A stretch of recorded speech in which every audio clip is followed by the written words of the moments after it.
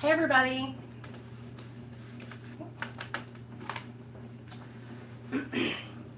Hey guys, how's everybody doing today? What's up? My name's Nicole. Welcome back to my channel, Real Talk Recovery, where we talk about recovery from addiction and I share my life with you.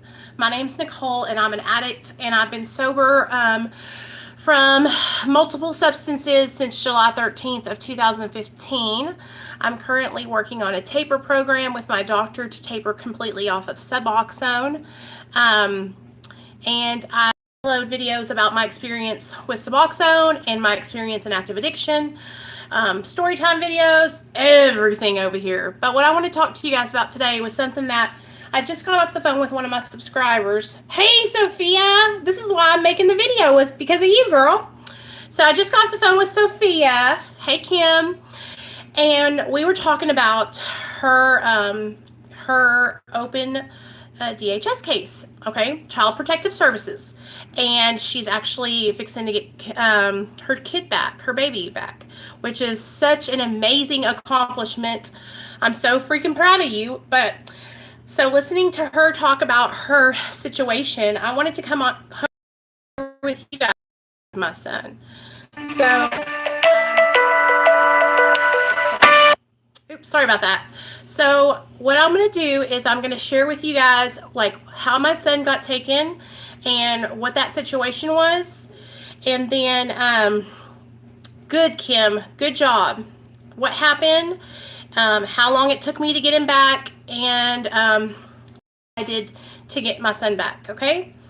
So when my son was born, you guys, I was under the influence of substances. I was on drugs, okay? Just going to say it like it is. And my son was born. He came out completely clean, completely perfect, and they sent me on my way, sent me home with him.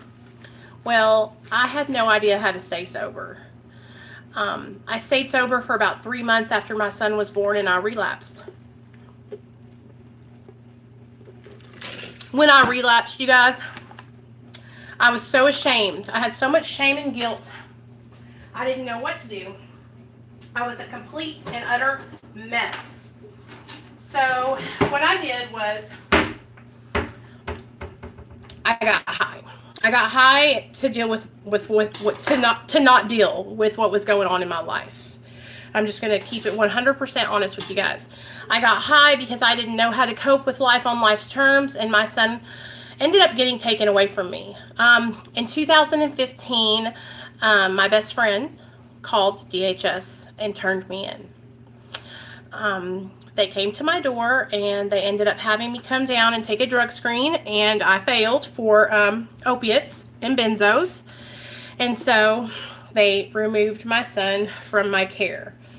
That day that they took my son, I went into detox, okay? I'm cutting a watermelon. That day I went into detox. Oh my gosh, you guys, I was so afraid, okay? I was so afraid.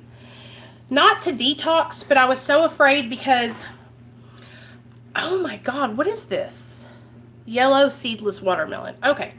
I was so afraid because I had never had my son taken. Like, only thing I had ever heard about Child Protective Services was horror stories.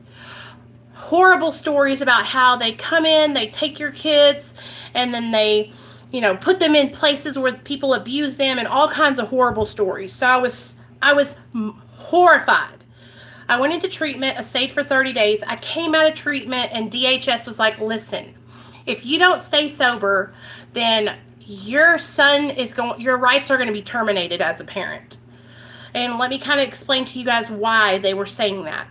While I was in treatment, I was sneaking drugs into the treatment center, and I ended up getting caught. So not only was I, in treatment, not doing what I was supposed to be doing, but I was getting high. And so when they caught me, the treatment center, they told my caseworker, my CPS caseworker. And that's when all hell broke loose. And they told me that if I didn't stay sober, they were going to terminate my rights. And that's when I got put on medically assisted treatment. And I thought, this is it. I'm going to get put on Suboxone. I'm going to stay sober and everything's going to be fine and I'm going to get my son back, right? Wrong. I got put on Suboxone, and my attorney at Litem did not think that I should be on it. She thought that I was still getting high because I was on Suboxone. This is how little knowledge that the Department of Human Services has about medically assisted treatment. She was saying I was still getting high, and I wasn't. I was passing all my drug screens. I was just taking my medication as prescribed. The attorney at Litem, you guys, wanted my son, my rights to be terminated for life, forever. She did not believe that I deserved another chance at raising my son. She thought that I needed to have my rights terminated. So when I went to fight for my son, she made my life living hell. She tried to have my son placed in my sister-in-law's care, which I did not want my sister-in-law to have my son, you guys, because my sister-in-law hates my guts. My sister-in-law would hold it over my head that she had my son. So my little boy ended up going into a foster care home, which I'm so grateful, because the foster care home he went into, you guys, was amazing. And I still talk to those people to this day. I learned really quickly that I had to do what I had to do to get my son back. I had to do what I had to do. I had to listen to everything they said.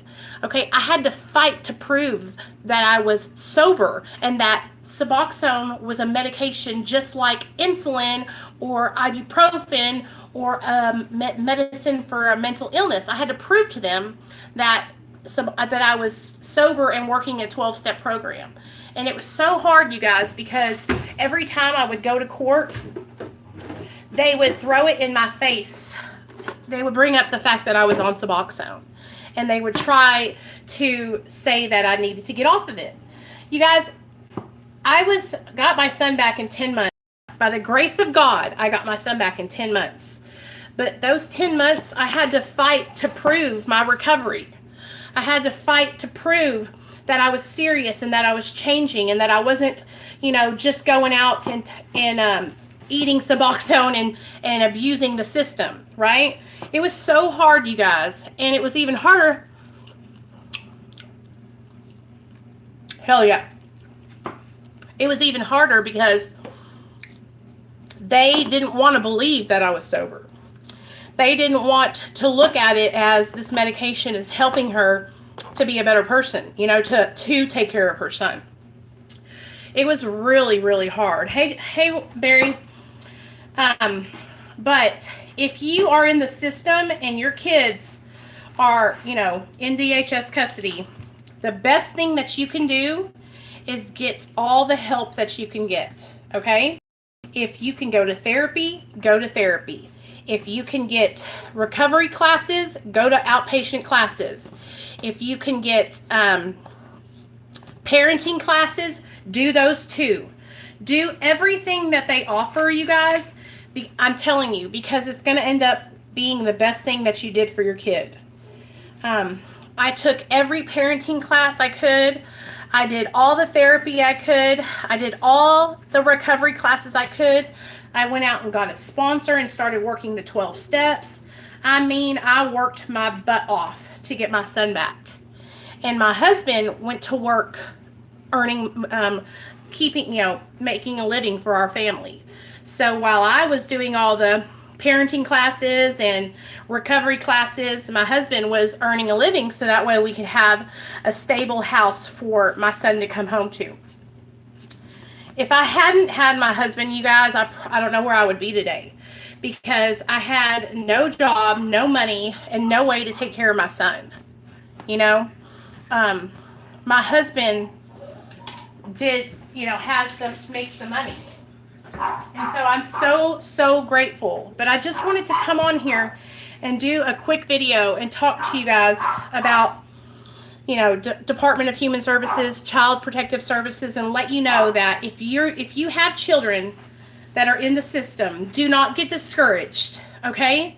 Do not stop fighting for your kids, all right? Do not stop.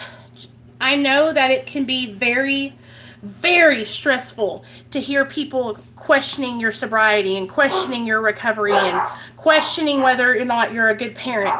but this is for the best interest of your child.